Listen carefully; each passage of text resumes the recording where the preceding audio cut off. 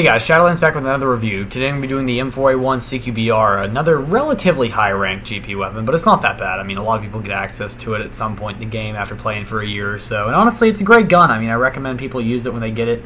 Now, I know I'm starting off the game super good here with an ultra kill and stuff, but I actually do 4 different maps with this. I do the Junk Fleet OMA game, I do a Vertigo, I don't remember if it was Elim or OMA, and I do some Gravedigger Elim and Rattlesnake Elim. The Rattlesnake Elim is relatively short, though, because the team starts base raping and it looks really stupid and bad on me if I stick around for that, so I just didn't think that was a good idea. And on top of that, it wasn't very fun anyway. I mean, base rape is kind of cool. It's like, yeah, I can kill noobs over and over, but yeah, anyway. So the firing mode of this thing is automatic, obviously. There's no burst, well, there is no burst mode on this. I guess that would be one thing that actually would be a possibility for this gun, but the M4A1 is a fully automatic weapon. The damage is 38, the portability is 65, rate of fire 74, accuracy of 80, and recoil is 62. Now this thing is fully customizable in the Gun Emporium, so that damage jumps up to a 41, which is a very strong 3-shot kill. Portability jumps, stays at 65. The rate of fire jumps from 74 to 77, so that gets quite a bit higher. That's actually kind of jumping up to very low SMG range, so that's actually very powerful, especially with the higher damage. So this is a very deadly weapon. The accuracy jumps from 80 to 83, so tapping becomes that much easier. But the recoil jumps up from 62 to 65, which is a little bit high, but it's not that bad, really. I mean, it's still controllable. The spread is very low, so it's a very adaptable weapon. In all honesty, I would buy this gun for NX Perm if I could. I mean, this is a really nice weapon. It's one of my favorites, this GP. It's not the best. I wouldn't say it's the best, but it is probably the most adaptable. Alongside the G36 series. This is a very adaptable gun. It's good for everything. You can spray with it with an iTech scope.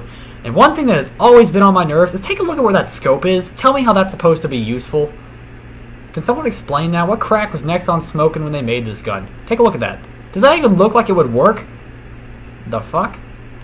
Excuse my language, but I mean, what the hell? That doesn't even look like it would be plausible. The ammo capacity is 30 of 90, so it's just standard. You unlock it at Major 2, which is the same rank that you get the Perm Rage Kick at, so that's very nice. For 7 days, this gun is only 6,000-ish GP, technically a little bit less.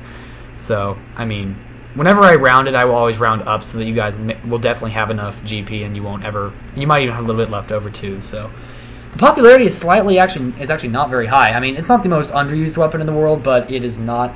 Among GP users, it's relatively popular, but I mean, most people prefer the G36 over this, so I don't blame them, because G36 is better for longer ranges, and I mean, this is still good for long ranges, and the damage drop-off is not terrible on this gun at all.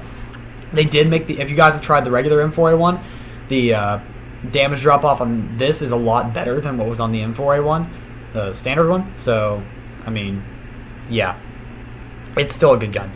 But the CQB stands for Close Quarters Battalion Receiver, or Battle Receiver, something like that.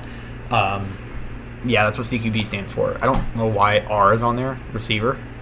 So you're supposed to be getting your ass kicked in close quarters if you have this gun. I don't know what that's supposed to signify, but whatever.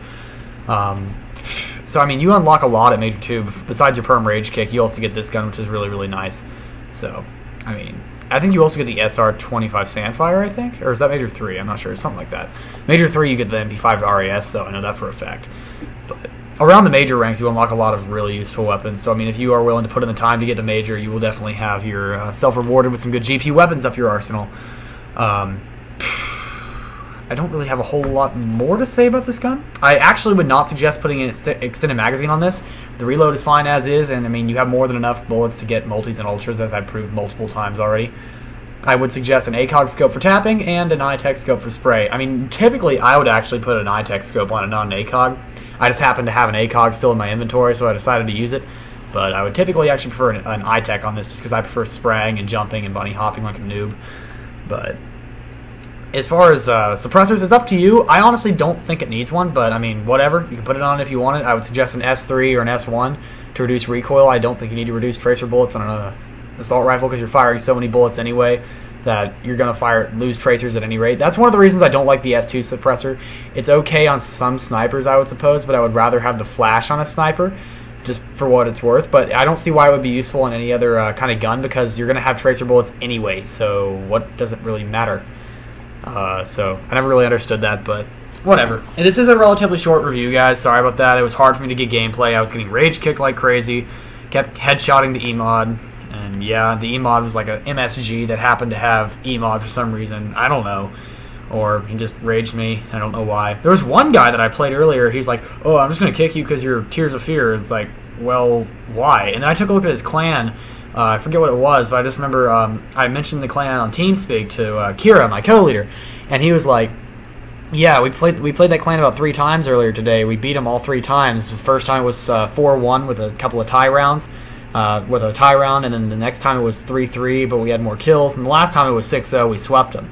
So I mean, like." Well, yeah, it sounds like they eventually got tired of playing you guys. But he said that they weren't bad-mouthing him at the time, so I mean, whatever.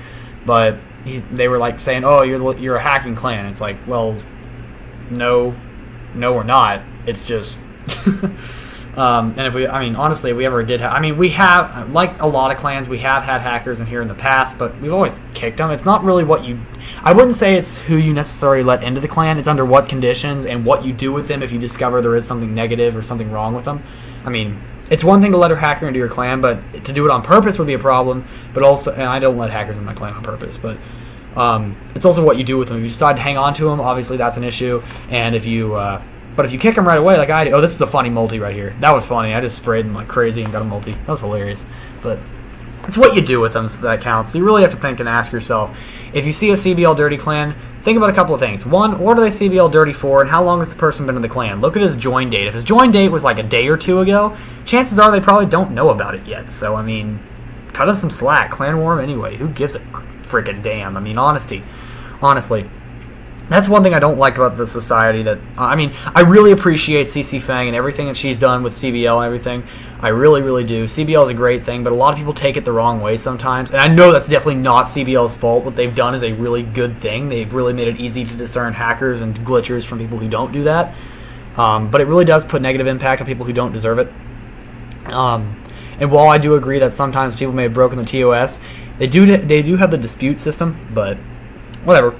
I actually like CBL, but I think it can put some negative impacts on some clans who don't deserve it.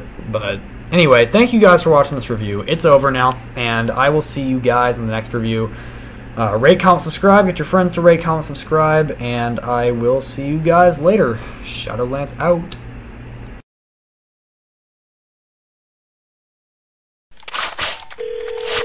Holy shit! 1 minute. Wait! Who are you calling? Oh no, she didn't just hang up on me!